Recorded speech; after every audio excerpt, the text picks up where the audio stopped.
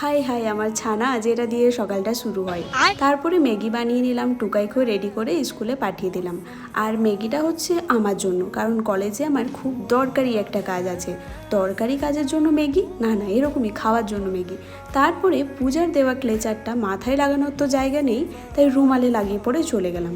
আর কলেজে খুব জরুরি কাজ আছে বলতে এই যে লিস্টে নাম বেরিয়েছে, কারণ আমাদেরকে মজদুরি করতে যেতে হবে।